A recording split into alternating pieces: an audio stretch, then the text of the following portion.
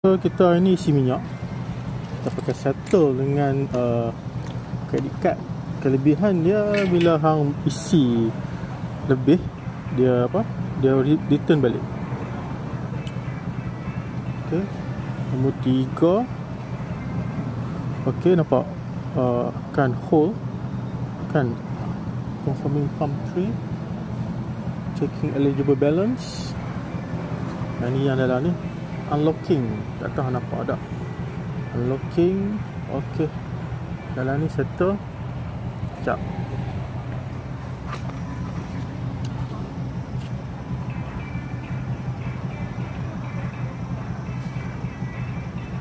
Okey, nampak sekejap ya.